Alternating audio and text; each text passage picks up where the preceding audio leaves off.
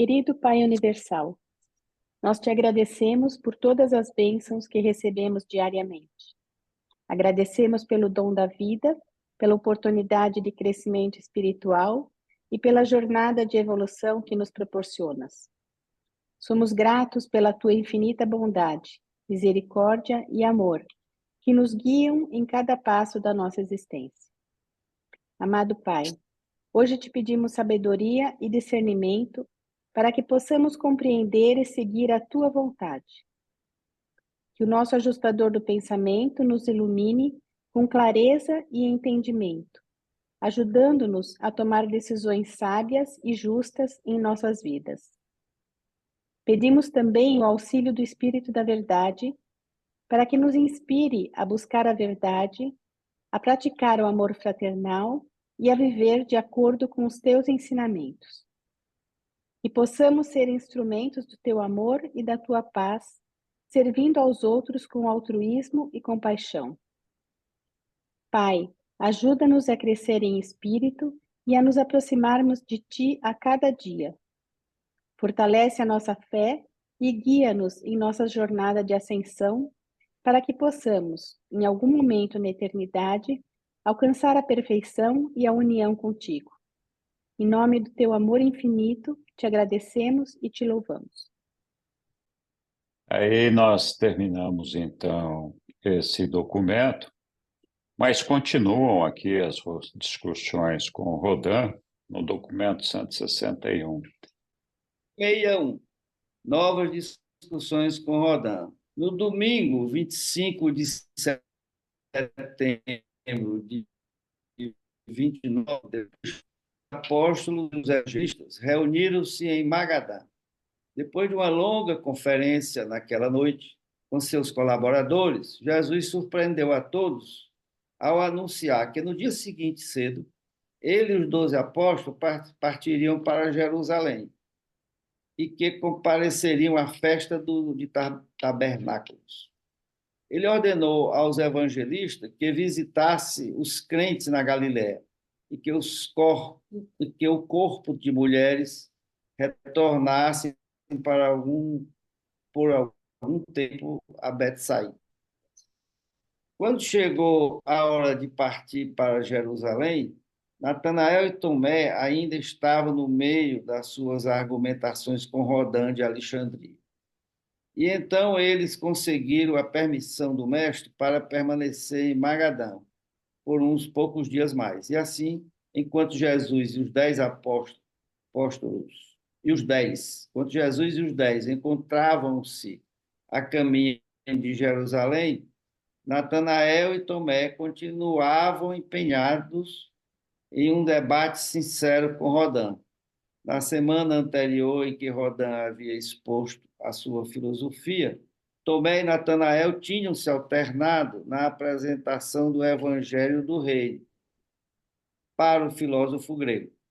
Rodin descobriu que ele havia sido bem instruído sobre os ensinamentos de Jesus pelo seu instrutor em Alexandria, o qual havia sido um dos antigos apóstolos de João Batista, que devia, aqui eu estou dizendo, devia ser o Abner, né? Possivelmente devia ser o Abner. Sim. Exatamente. Continua? Continua? Continuamos? Sim. Personalidade de Deus. Uma questão havia sobre a qual Rodin e os 2 apóstolos divergiam. E esta era quanto à personalidade de Deus. Rodin aceitou prontamente tudo o que lhe foi apresentado a respeito dos atributos de Deus. Argumentava, no entanto, que o Pai no céu não é nem pode ser uma pessoa como o homem concebe a personalidade, como o homem concebe a personalidade. Enquanto os apóstolos se viam em dificuldades para tentar provar que Deus é uma pessoa, Rodin achava ainda mais difícil provar que ele não é uma pessoa. Rodin sustentava que o fato da personalidade consiste na coexistência de uma comunicação plena e mútua entre seres iguais, seres que são capazes de uma simpática compreensão. Disse Rodin: para que seja uma pessoa, Deus deveria ter símbolos de comunicação espiritual que o capacitasse a tornar-se plenamente compreendido por aquele que faz em contato com ele. Mas, posto que Deus, o Criador de todos os outros seres, é infinito e eterno, a consequência no que diz respeito à igualdade de seres é que Deus está só no universo. Não há iguais a ele, não há nenhum ser com quem ele possa comunicar-se como um igual. Deus, de fato, pode ser a fonte de toda a personalidade, mas, como tal, ele transcende a personalidade, do mesmo modo que o Criador está acima e além da criatura. Esse argumento deixou Tomé e Natanael muito irrequietos, e eles haviam pedido a Jesus que viesse socorrê-los.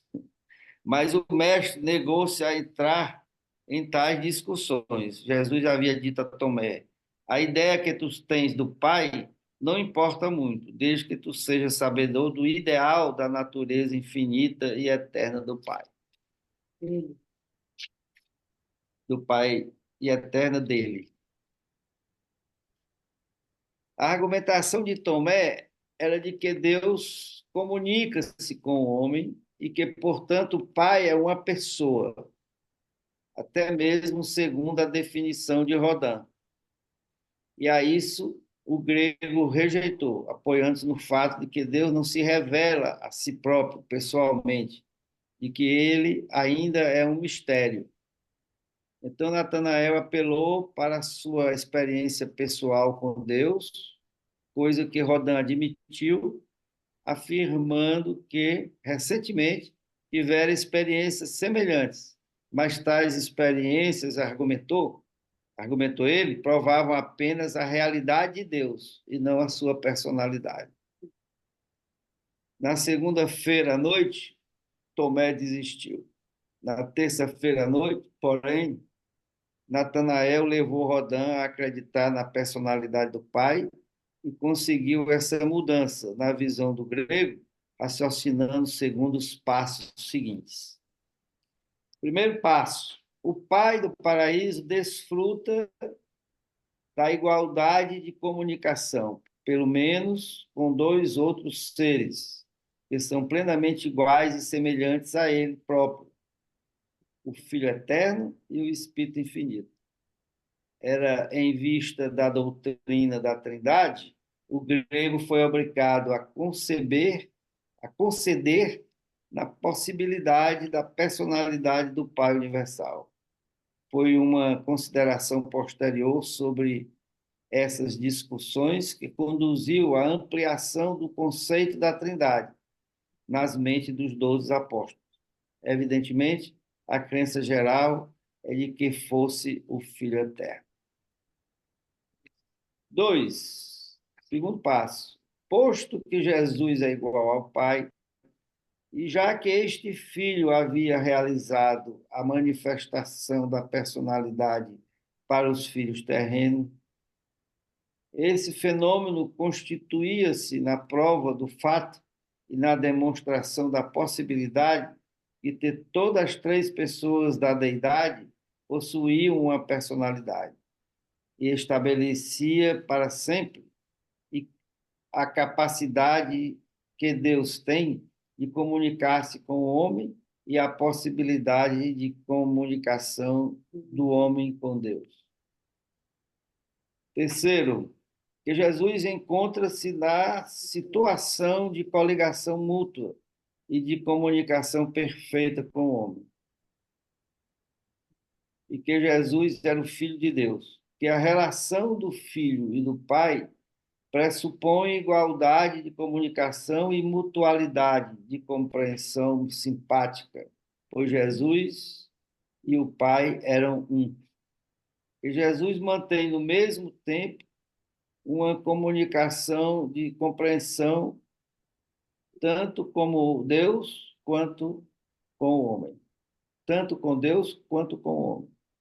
E que, posto que ambos, Deus e o homem, compreendem o significado dos símbolos da comunicação de Jesus, tanto Deus quanto o homem possuem os atributos de personalidade no que concerne aos quesitos da capacidade de intercomunicação, que a personalidade de Jesus demonstra a personalidade de Deus ao mesmo tempo em que prova conclusivamente a presença de Deus no homem, que duas coisas que são ligadas a uma terceira coisa estão relacionadas entre si.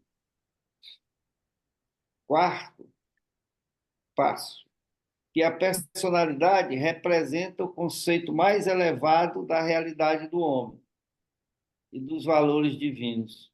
E Deus também representa o conceito mais elevado da realidade divina e de valores infinitos que pode o homem ter. Portanto, Deus deve ser uma personalidade divina e infinita, uma personalidade real que transcende infinita e eternamente o conceito e a definição que o homem tem de personalidade, sendo isso posto sempre e universalmente uma personalidade. Quinto passo, que Deus deve ser uma personalidade, posto que Ele é o Criador de todas as personalidades. É o destino de todas as personalidades. Rodin havia sido tremendamente influenciado por um ensinamento de Jesus. Sede então perfeitos, como o vosso Pai no céu é perfeito. Ao ouvir esses ensinamentos, Rodin replicou: estou convencido, reconhecerei Deus como uma pessoa se me permitirdes atribuir qualificações à minha confissão dessa crença, acrescentando ao significado da personalidade um conjunto de valores mais amplos, tais como supra-humanos, transcendente, supremo, infinito, eterno, final e universal. Eu estou convencido agora que, ao mesmo tempo em que Deus deve ser infinitamente mais do que uma personalidade, ele não pode ser nada menos. Dou-me por satisfeito ao terminar aqui o debate e aceito Jesus como a revelação pessoal do Pai, dando também por compensados todos os fatores não satisfeitos da lógica, da razão e da filosofia. Muito Esse Rodin obrigado, Palma. Esse Rodin, é muito inteligente. tá bom. Realmente era uma figura fantástica. Era não, Mas é. Natanael também, né? Eu fiquei assim surpreendida com todo o discurso dele para convencer Natanael Rodin, é o. né? É, Natanael enquadrou Rodin, né? Precisa ter uma inteligência pelo menos igual a dele. E o Natanael foi os apóstolos que né, que discordou da orientação de Pedro e de Tiago, irmão de Jesus. E Natanael, ele foi, junto com São Judas Tadeu, o que levou o cristianismo para a Armênia. E a primeira igreja cristã falam que foi na Armênia e que deve a ele e a São Judas Tadeu ter levado, né, o cristianismo para lá. Ele é conhecido também como Bartolomeu, não, é Natanael e tem um outro nome, mas é do pai dele. Os armênios costumam colocar o nome da pessoa e o nome do pai e depois o sobrenome. Mas no livro de Urântia, ele é conhecido como Natanael, mas na Bíblia convencional, ele é conhecido como. Hoje eu estou tão cansada que a memória está ruim. É Bartolomeu. Na Bíblia convencional está como Bartolomeu. Obrigado, Angélica. Muito bem. Alguém ficou com alguma dúvida sobre essa questão de Deus ser uma personalidade ou não, e o significado, o que realmente importa ser uma personalidade ou não?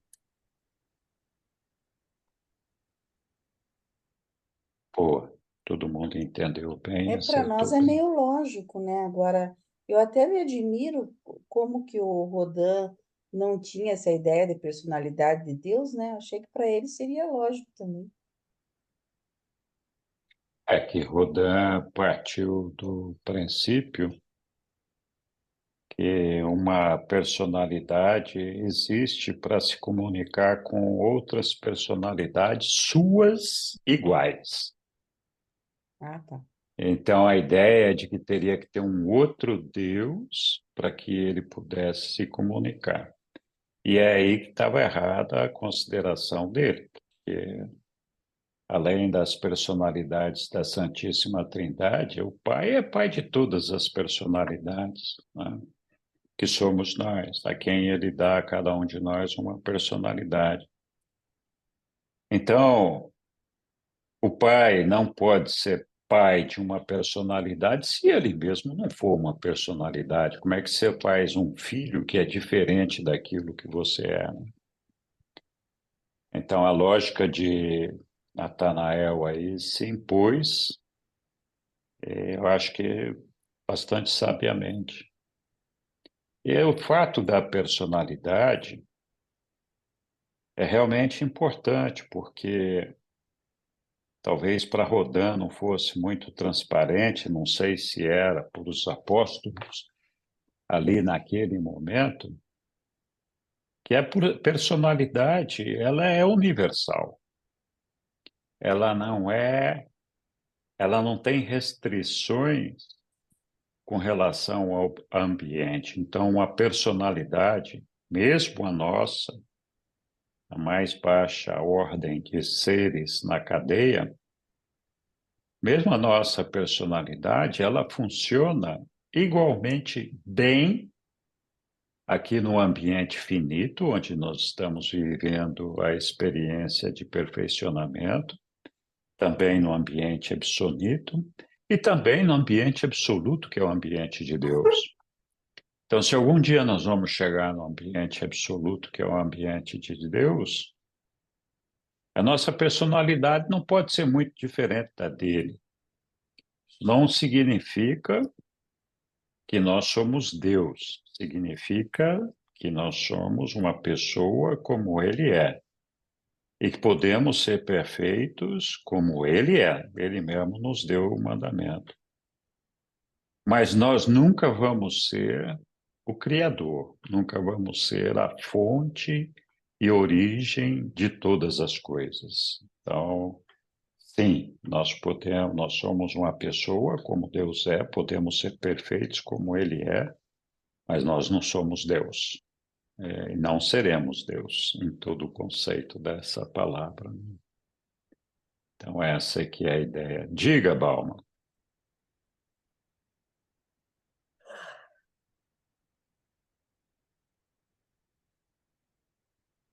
Você está fechado o seu microfone, Balma. Não sei se você está falando aí. A dificuldade que Tomé teve para convencer o Rodin, ele apelou para Jesus, né? Pediu socorro É, lá. Aí Jesus deu só uma orientação. A ideia que tu tens do Pai não importa muito, desde que tu seja sabedor do ideal da natureza infinita e eterna dele. Então, eu sempre que me confronto com a necessidade de compreensão de todas essas coisas que estão em esfera muito além do que a gente pode compreender com a instrumentação que a gente tem, e eu já não me interesso muito, porque o importante é saber aquilo que você tem que fazer, né? E a fé vai orientá-lo, dar ânimo para você ir na rota que está prevista pelo plano dele. Então, porque todas essas discussões, como essas instâncias são muito elevadas, elevadíssimas, né? E, como eu falei, a gente não consegue alcançar essas áreas, você pode ter uma compreensão intelectual. Na verdade, o Natanael convenceu o Rodin pela lógica. muito mais pela lógica, por uma outra coisa qualquer, outra razão qualquer. Agora, ao final, Rodin aceitou, mas ele concluiu aqui muito bem, quando ele disse que, tudo bem, eu aceito, em outras palavras, né? Mas eu tenho que adicionar valores mais amplos, né? Essa questão é uma questão supra-humana, está dizendo Rodin aqui, né? Transcendente, supremo, infinito, eterno, final e universal. Eu estou convencido agora de que, ao mesmo tempo que Deus deve ser infinitamente mais do que uma personalidade, porque qualquer atributo, adjetivo, que você queira atribuir a Deus, sempre ele será mais do que aquilo, né? Então, ele concluiu, síntese dessa discussão toda é essa, né? Ele compreendeu que ele é uma personalidade, agora tem que adicionar esses elementos aqui para poder caracterizar que ele é Deus. Mais ou menos por aí, que eu entendi. Muito obrigado, Palma. Personalidade é uma coisa universal, né? Assim como Deus é universal. Mas tudo bem, vamos lá. Diga lá, Lília. Então, às vezes eu penso que a personalidade, ela é, ela é como se fosse, vem do Pai Universal. Então, ela é divina, vamos dizer assim, nesse sentido, né? Por isso que eu penso que a gente tem uma grande dádiva, que é a dádiva da personalidade, porque Deus criou, vamos dizer, através dos seus filhos, vários outros seres que não recebem a personalidade, né? Eles não recebem e mais alguns seres que têm a capacidade de reconhecer o Pai, né? De fazer o bem, etc. Então, ele doa a essa pessoa daí a personalidade. E então, quer dizer, a impressão que me dá é que a personalidade ela é perfeita, ela é aquilo que Deus pensou para nós. E através dessa personalidade é que nós vamos um dia ter a capacidade, penso eu, de estar pertinho do absoluto. Porque essa personalidade ela vem do Pai Universal, né? Tanto que se nós passarmos a não existir mais, ela volta para o Supremo. Ela é algo que não finda, né? Não tem fim. Vai ser identidade, lógico, né? Mas a capacidade para reconhecer a Deus é por causa da nossa personalidade.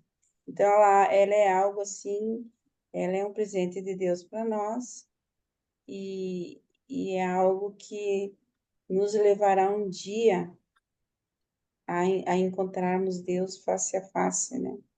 Isso é muito legal. Então, às vezes, fico pensando e não sei se posso dizer, mas essa personalidade é divina. Obrigado, Lília. Com certeza ela tem uma origem divina. Mas existe uma discussão no meio acadêmico aí, e até onde essa personalidade é perfeita, né? Então, tem uma discussão. Isso não é um ponto pacífico. A gente sabe que a personalidade não, ela é imortal, ela vai para o Supremo se não progredir, como você falou. Então, de alguma forma, ela retornaria para o Pai universal. Mas existe uma discussão se ela é perfeita ou não. Ela está associada a outras coisas, mas o livre-arbítrio, os reveladores nos contam O livre-arbítrio é da personalidade. É a personalidade quem tem o poder de decisão. É lógico que essa decisão é tomada em cima das informações que são processadas pelos nossos sentidos físicos, pela nossa mente e pela influência espiritual, o que pode trazer uma certa confusão. E aí a questão é até onde essa confusão poderia perturbar a decisão, o livre-arbítrio da personalidade. Então é por isso que existe esse questionamento da perfeição ou não da personalidade. Os próprios reveladores não conhecem muito sobre a personalidade. A gente tem bastante explicação nos ensinamentos sobre qual é a função da personalidade. Mas os reveladores reconhecem que eles conhecem muito pouco sobre a personalidade.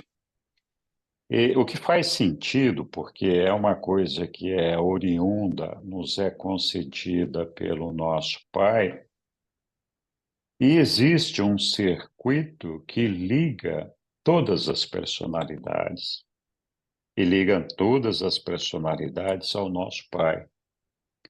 Então, todos os seres, celestiais ou não, divinos ou não, têm consciência da existência desse circuito.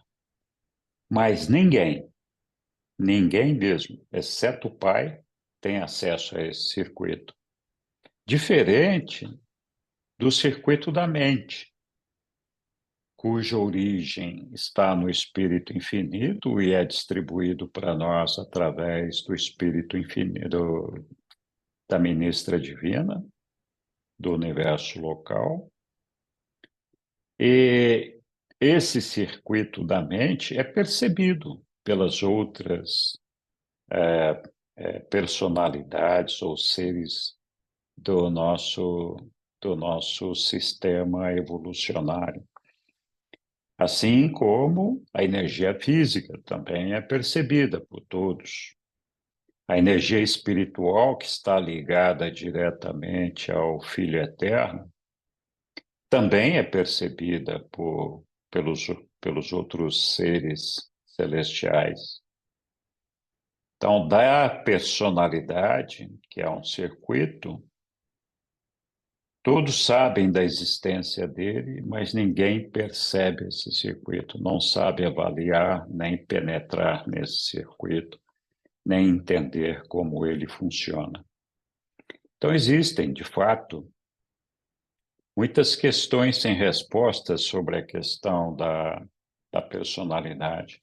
Mas o ponto importante é que a personalidade é que nos coloca em uma condição de semelhantes a Deus, apenas que imperfeitos, e que é a protagonista da nossa carreira. É através da personalidade que nós vamos chegar em Deus, né? Então, a missão da personalidade para nós é a de unificar o nosso ser. Nós temos uma energia física, uma mental, uma espiritual e a personalidade. Nenhuma dessas energias é propriedade dessa personalidade. A personalidade, quando chega, nós não temos ainda a energia do ajustador do pensamento. Temos uma energia física já estabelecida e uma energia espiritual, mental, já em formação. Nosso intelecto já tem as suas principais ligações formadas. Então, a personalidade, ela se vale desses instrumentos, da energia física, da energia mental e da energia espiritual, para percorrer o seu caminho até chegar no paraíso. E ela é que toma as decisões que devem ser seguidas, baseado nas informações que ela recebe do organismo físico, mental e espiritual, que pode ser muito confuso. É por isso que eles falam, os reveladores, que quando a gente se entrega ao domínio da energia material, portanto, quando a gente se torna completamente dependente da matéria, e aqui envolve a questão do ego, existe o risco de perda, de desequilíbrio total dessa personalidade, ao ponto dela não conseguir mais se recuperar e se estabelecer. Então, existem várias passagens nos ensinamentos aí que falam de como alguns indivíduos perderam o equilíbrio dessa personalidade. Na verdade, os reveladores dão um nome para isso que agora não consigo me lembrar. Mas um exemplo disso é Lúcifer, por exemplo, né? Então, quando Deus fala para a gente ser perfeito como Ele é justamente fazer com que a nossa personalidade consiga unificar essas energias física, mental e espiritual, de forma tal que a energia física esteja subordinada à mente e a mente, seja coordenada pelo espírito. No final, resumindo, é que a personalidade consiga fazer com que o nosso ser total seja coordenado pelo espírito. Porque só o espírito pode dominar a matéria. A nossa energia mental não consegue fazer isso, precisa da influência espiritual. Então, quando a gente consegue estabelecer esse equilíbrio, essa unificação, nós alcançamos a perfeição do nosso Pai. Desculpe te fazer esperar aí, Franklin, mas diga lá.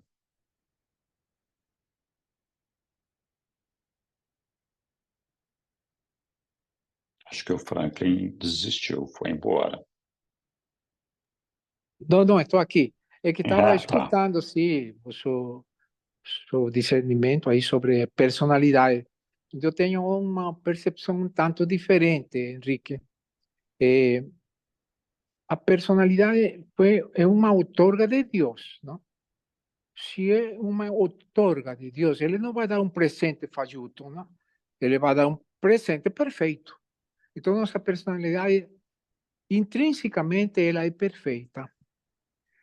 Então, ela não tem livre-arbítrio.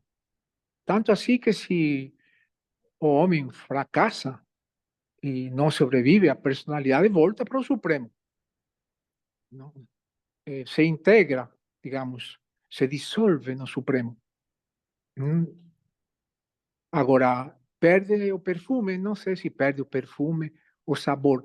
Eu vejo a personalidade como um sabor, uma qualidade, uma singularidade, é um perfume muito singular de cada um de nós. E essa é a outorga de Deus. Então, nesse sentido, a personalidade é divina, é perfeita. Potencialmente, ela é perfeita, só que ainda não se realiza essa perfeição, enquanto a alma é que decide o livre-arbítrio. Eu acredito que, inclusive na psicologia, antigamente, Freud, Jung e todas essas pessoas famosas em estudo da mente, eles confundiram a personalidade com o ego, inclusive Trigueirinho. Trigueirinho se refere à personalidade como se fosse o ego. E não é o ego a personalidade. Então, a personalidade tem que se identificar. Essa é que é a questão.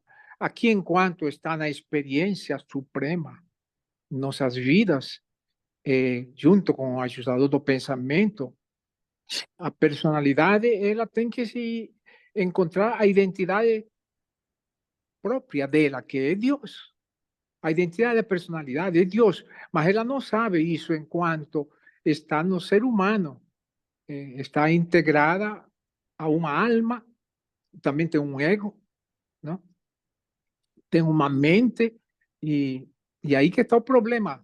A personalidade ela tem que ser unificada em primeiríssimo lugar para ela dar certo, porque senão o ego confunde a personalidade, e é por isso que se diz, tem pessoas que têm duas personalidades, três personalidades, uma personalidade de manhã, outra personalidade à noite, mas não é a personalidade, é o ego.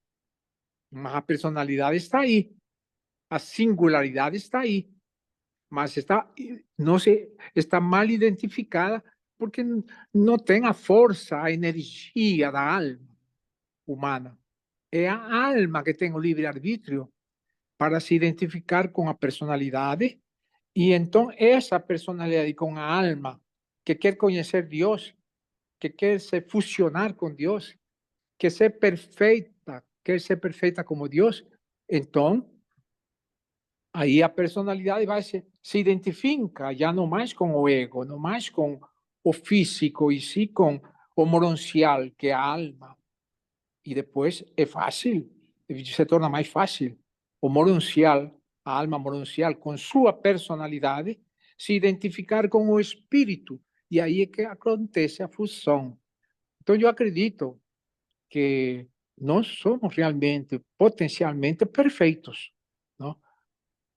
Pela personalidade e pelo espírito, mas falta a perfeição da alma. Essa perfeição da alma é conquistada por ela. A alma não se identifica mais com o ego, não se confunde mais com o ego, assume sua função predominante, suprema diante do ego. E aí o ego fica um serviçal digamos, da personalidade, da alma, né? E não fica poderoso, porque o ego tomou o poder de nossas mentes.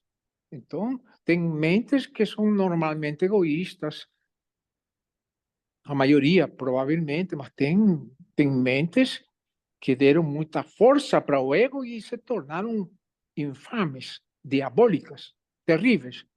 É isso é que nós vemos aí, às vezes, nos líderes, nesses poderosos líderes, Putin, Macron, Xi Jinping, Biden, Donald Trump, Netanyahu, e assim por diante, toda essa gente é suspeita, porque não tem amor. Como vão fazer guerra?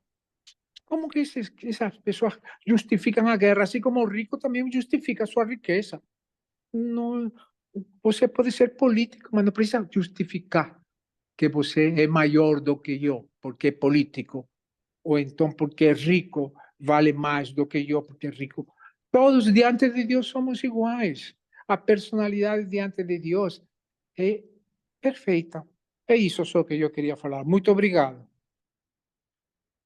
Oi, Franklin, obrigado. Olha, você fez uma grande confusão aí, mas eu agradeço de qualquer forma a sua interação aqui com a gente. Vamos lá. Sussuzinha. Então, uma vez eu já fiz essa pergunta e parece que eu não entendi direito, porque eu vou fazer de novo. No livro do Dante está escrito que a personalidade é vista como a fonte e o agente do livre-arbítrio humano, exercendo capacidade de escolha e autodeterminação. É isso que está Então, vamos escrito lá. supor, então vamos supor que, então, a personalidade, talvez a gente possa dizer que a personalidade detém o livre-arbítrio. Então, o que que eu sou? Eu sou a minha personalidade ou não? A personalidade é uma coisa à parte que exerce o livre-arbítrio e que vai ou não chegar lá na frente. E eu? Quem eu sou? Você é a Eu sou totalidade espírito, desse mente ser. e corpo, eu sei. E aí a personalidade vai unificar tudo isso. Mas E você é a hoje, quem eu sou? Você é a Sussu que tem personalidade, mente, espírito e energia física. todos os seres dotados de personalidade têm uma energia espiritual, são seres espirituais e têm uma energia mental, e que está associado a uma personalidade. Então, a mente funciona como uma arena de intermediação entre a energia espiritual e a energia física. O que significa isso? Significa que o espírito tem o poder de ascendência, o poder de controle, o poder de dominação da energia material. Mas a nossa matéria, ela é tão complicada, tão densa e tão pobre que ela não consegue perceber o espírito, mas ela percebe a nossa mente. E a nossa mente é capaz de, dentro de um determinado limite, subordinar a energia física à vontade dessa mente. Então, tem limites, porque nós temos necessidade de comer. A gente tem que comer. Mas a minha mente pode controlar o que eu vou comer, quanto eu vou comer, qual é a qualidade da comida que eu vou comer, todo esse negócio. Então, se eu for uma pessoa inteligente, eu vou fazer com que a minha mente administre corretamente essa necessidade orgânica, vital, da minha energia física. Mas isso só não basta, porque assim, eu posso ser uma pessoa capaz de fazer isso, de ser extremamente inteligente, de ser muito culto, ou de ser muito astuto ou muito esperto, e por isso eu posso ser capaz de enrolar, de engambelar, de iludir os meus semelhantes. E aí eu uso os meus semelhantes para atender aos meus propósitos, para fazer com que eles façam as coisas que atendem às minhas necessidades. Então, o mundo está cheio de líderes que exercem essa influência, e quando eu estou falando de líderes, eu não estou falando só dos líderes políticos, eu estou falando de líderes científicos, líderes religiosos, líderes em todas as áreas de liderança. Você tem pessoas que têm um poder de persuasão e de convencimento e dominação sobre os seus semelhantes, que é digno de nota. Tá cheio disso no mundo. Então, é por isso que se faz necessário que a mente seja coordenada pelo espírito. Por quê? A mente coordenada pelo espírito, o espírito é aquele elemento que faz com que a mente abandone o ego e seja administrado pelas forças espirituais. Então, a pessoa continua sendo inteligente, continua sendo capaz, continua sendo alguém com poder de persuasão muito grande, mas não vai usar isso para subjugar os seus semelhantes. Ao contrário, vai colocar essas habilidades a serviço dos seus semelhantes, que então começa a produzir os frutos do espírito.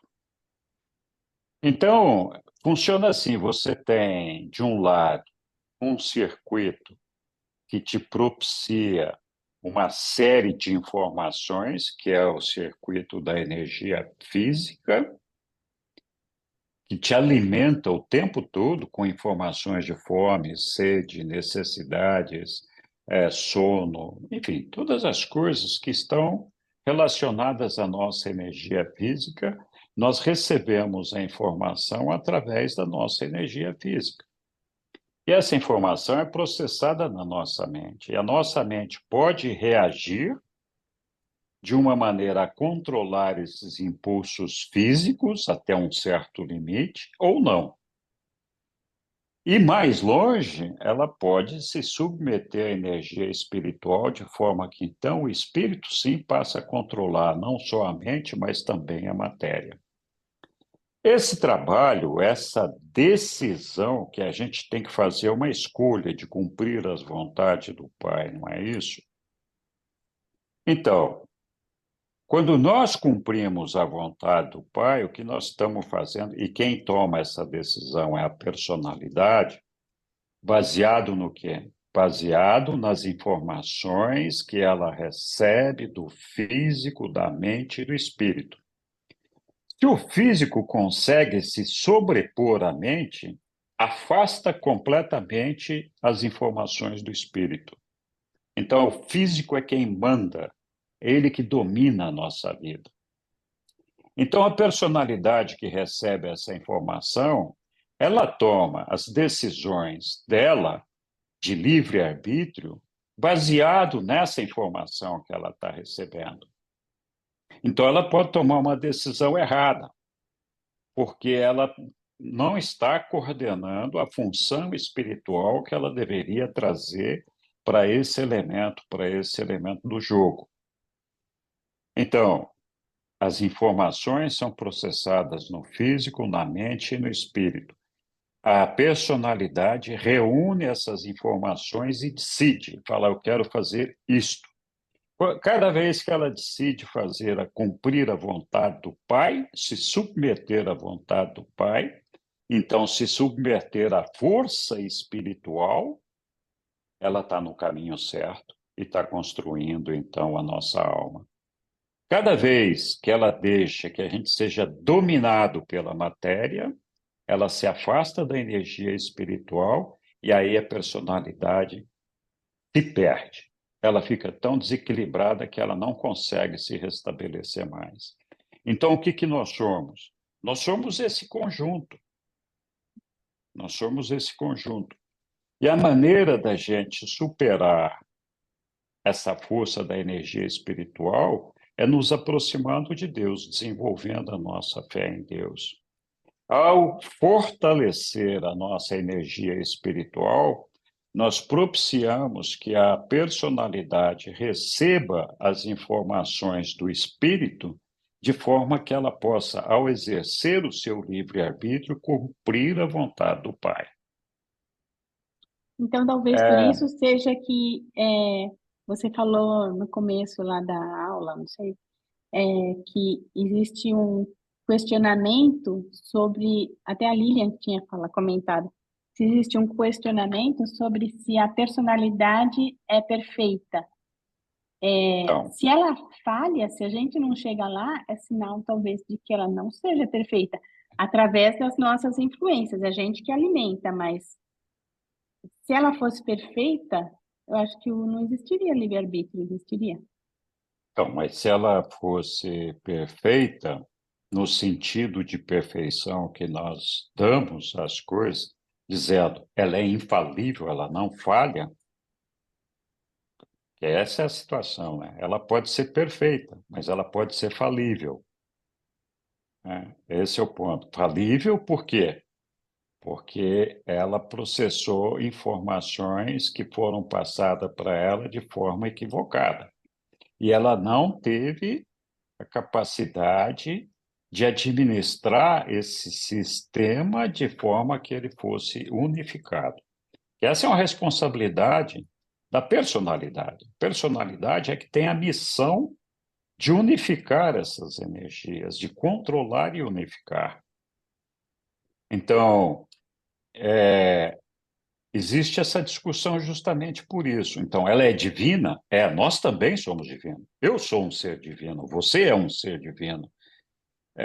Por quê? Porque nós temos uma energia física que vem do Pai, nós temos uma energia mental que vem do Pai, nós temos o ajustador do pensamento que vem do Pai, nós temos a personalidade que vem. Nós somos seres divinos, todos nós, mas nós somos imperfeitos.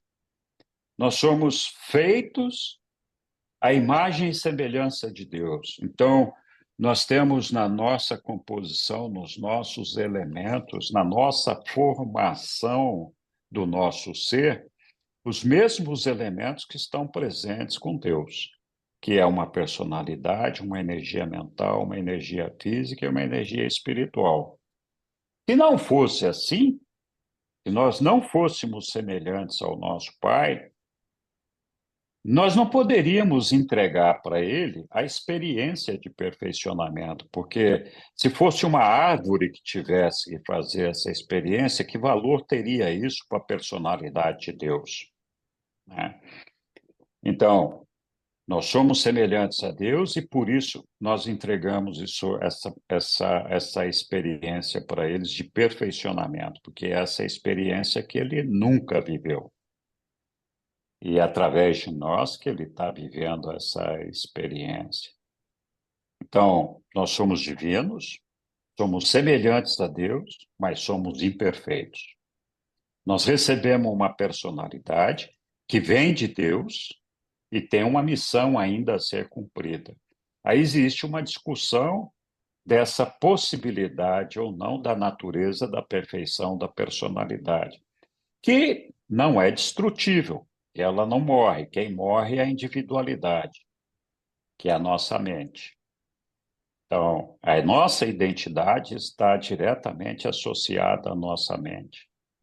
E quando a gente não ressuscita do outro lado, é essa identidade que se perde, é essa que é extinta, é essa que deixa de existir.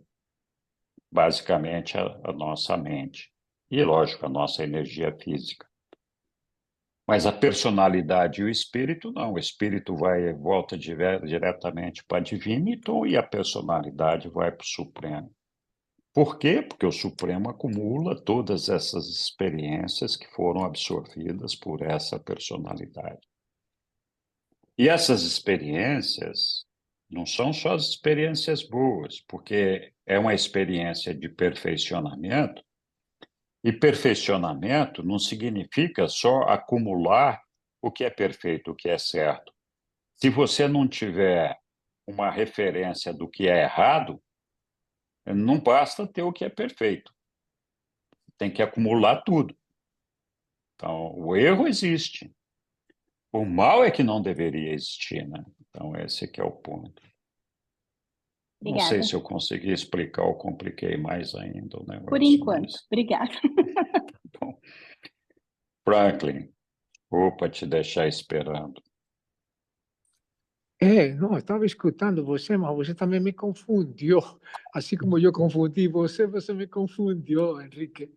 Vamos ver se um dia paramos de nos confundir. Mas eu confundi a quem?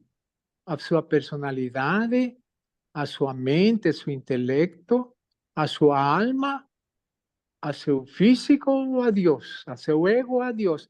A quem que eu confundi? Agora, quem que está falando aqui? Você, seu intelecto, sua alma, sua personalidade ou Deus? Dá para me responder para ver se saímos dessa confusão, Henrique? Olha, Frank, nós podemos marcar um bate-papo individual, se você quiser, sobre esse assunto. Não tem problema nenhum. Eu acho que não vale a pena a gente ficar estendendo muito aqui. Mas os reveladores são muito claros com relação a esse assunto. Basta ler o livro, lá tem vários capítulos falando da personalidade, dizendo, olha, a personalidade é a detentora do livre-arbítrio. É ela que tem a responsabilidade por unificar as outras energias, e não o contrário, né? Então, a gente pode ficar discutindo isso aqui até amanhã, mas acho que o pessoal vai ficar cansado com a nossa discussão aqui. Vamos marcar, a hora que você quiser, a gente entra numa sala como essa daqui e podemos conversar o dia inteiro desse assunto, se você quiser, não tem problema. Mas, de qualquer forma, é bom que você levante esses pontos, porque é uma oportunidade para a gente discuti-los, né?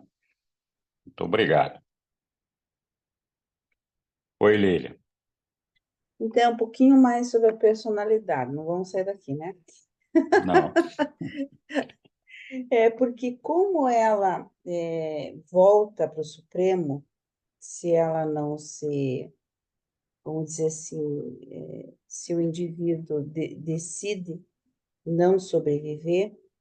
Então, essa personalidade é como, ao mesmo tempo, ela nos dá a identidade, que ela nos dá a identidade, acredito eu, né?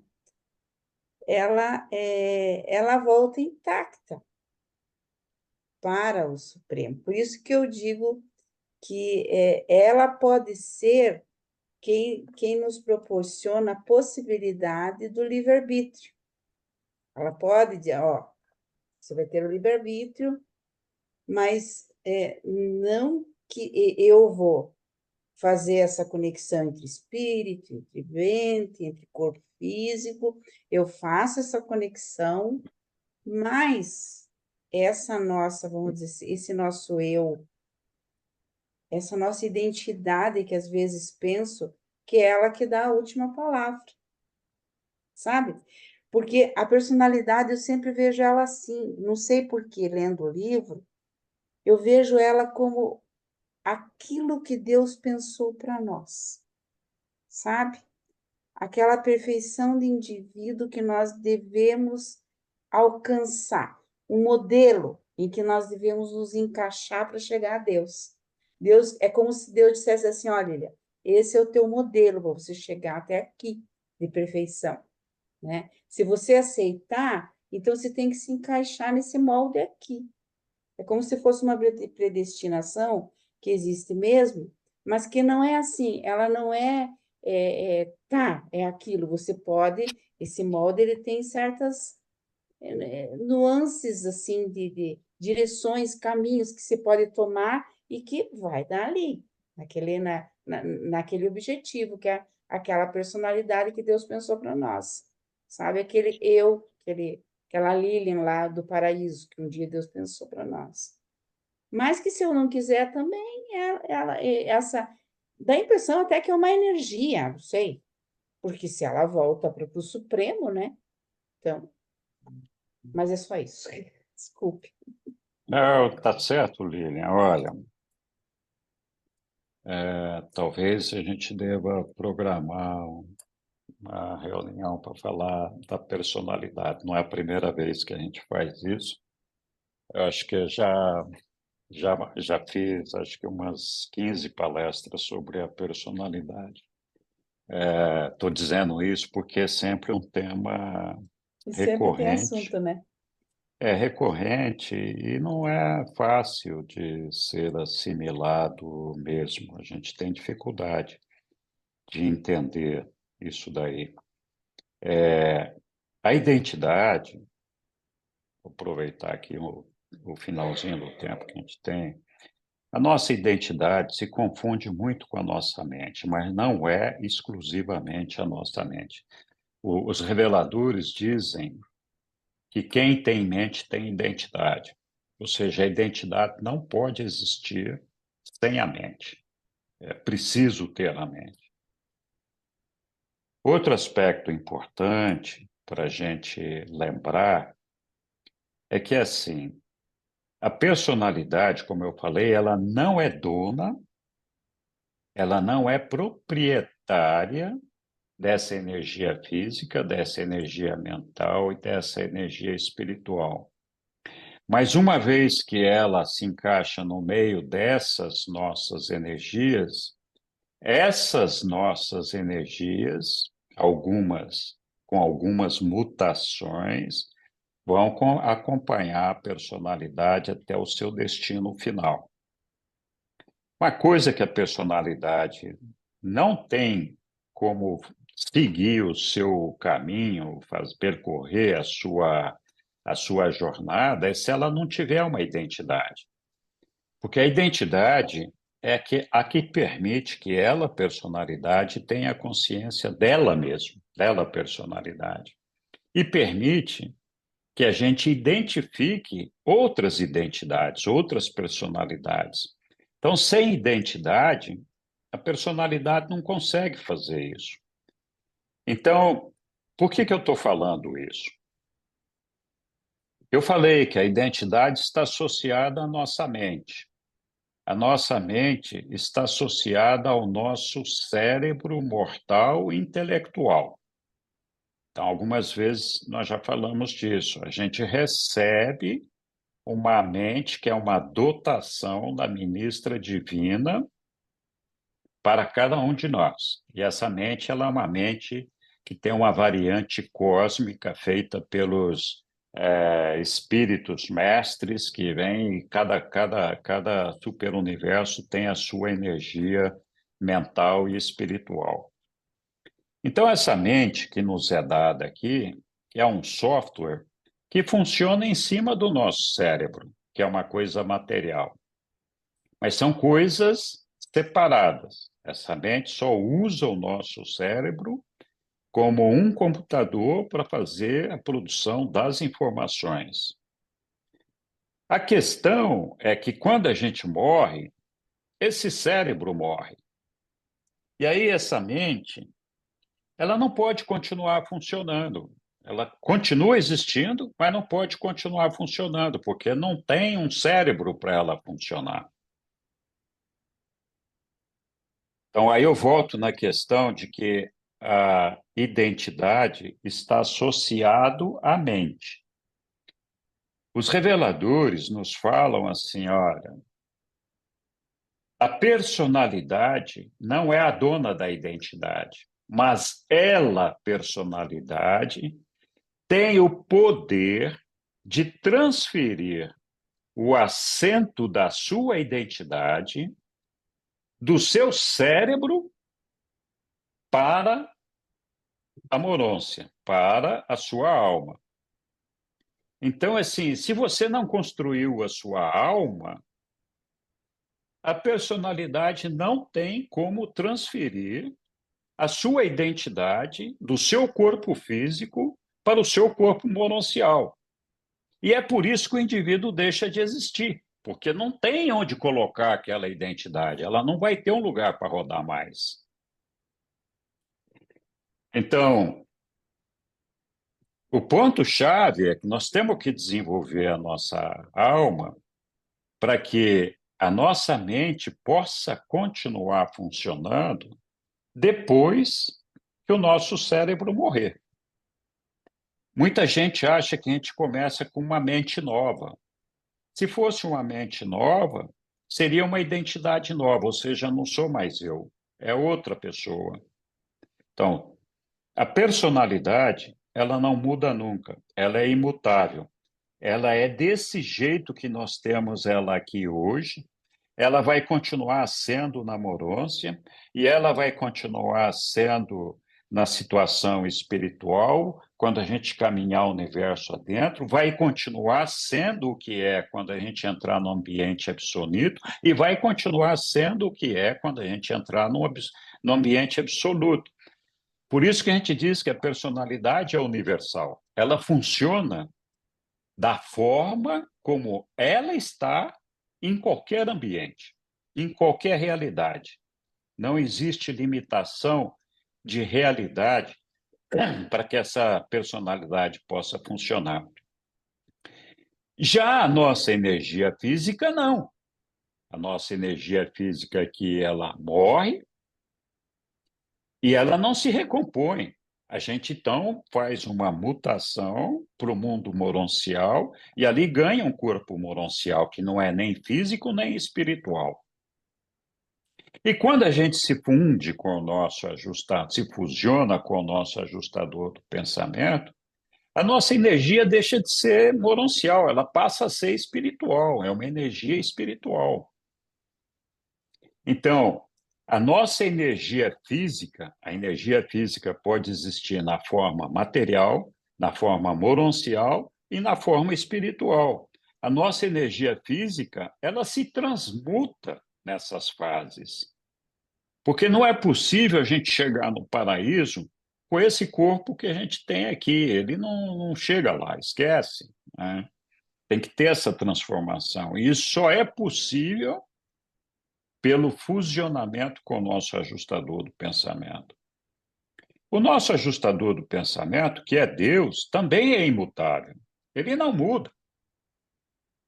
A única coisa que muda no ajustador do pensamento é que ele é um ser pré-pessoal e quando ele se fusiona conosco, ele conquista uma personalidade, que é a nossa. Então, a energia física muda, a energia mental, ela muda o assento de identidade dela, que num momento é o cérebro, no segundo momento é a namorância, no terceiro momento na energia espiritual. Então, a nossa energia mental, que é a mesma mente, ela muda de equipamento. Ela sai do equipamento material para o equipamento mononcial para o equipamento espiritual. O nosso ajustador não muda. A gente tem que pensar assim, porque a gente tem a ideia de que quando a gente se fusiona com o ajustador, nós deixamos de existir. A partir dali é o ajustador. Ele é Deus, é ele que comanda, e nós já fizemos o nosso papel. E não é assim. A fusão com o ajustador nos dá a condição de fazer essa mutação do material para o mononcial e deste para o espiritual. Então, a gente nasce de novo quando a gente nasce do espírito, que é o momento em que nós fusionamos com o nosso ajustador. Mas nós não deixamos de existir como identidade, a nossa mente continua lá, o nosso ajustador continua lá, fusionado com a gente, mas ele tem uma mente separada da nossa, e a nossa personalidade que vai continuar existindo com uma energia física espiritual. Então, nós sempre vamos ter esses 4 elementos, e para alguns deles, a gente tem que fazer uma mutação do físico para o mononcial, do mononcial para o espiritual. Alguns outros, que é o caso da personalidade e do ajustador, não passam por essa mutação. Vai ser sempre a mesma coisa. Então, esse aqui é o ponto, a chave de compreender essa questão da personalidade é, primeiro, saber que a personalidade representa a totalidade do nosso ser. O nosso ser concentra-se na personalidade. Tudo que nós somos concentra-se na personalidade. A personalidade é quem tem o livre-arbítrio, mas esse livre-arbítrio é exercido a partir das informações que são fornecidas para a nossa personalidade a partir da energia física, mental e espiritual. E a personalidade é que tem que ter a habilidade de filtrar essas informações para fazer com que exista uma predominância do espírito sobre a mente e sobre a matéria. Então, é bem verdade que pode haver uma confusão nessas informações que podem atrapalhar o discernimento da personalidade. Que isso não significa nem que ela seja perfeita ou deixe de ser perfeita. Ela é uma personalidade, ela tem essa função. Então, ela tem que ter esse discernimento de separar o joio do trigo.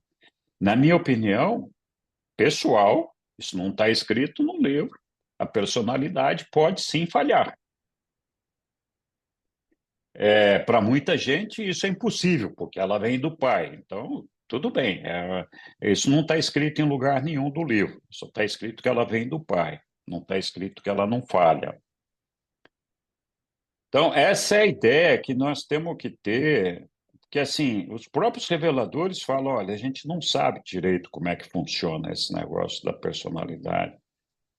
A gente sabe para que serve a personalidade, mas a gente não tem a menor ideia de como ela é, de qual é o circuito dela, de como que ela funciona e todo esse negócio, né? Então, talvez em algum momento muito elevado da nossa existência, a gente vai ter uma compreensão melhor disso. Desculpem, me alonguei um pouquinho aqui. Chegamos aqui no final do nosso horário, mas se vocês quiserem, nós podemos marcar aí um dia de reunião para falar com bastante detalhes sobre esse tema, que realmente é um tema complexo e não é pacífico. Tem muita gente que concorda e discorda nisso daí, não tem dúvidas, né?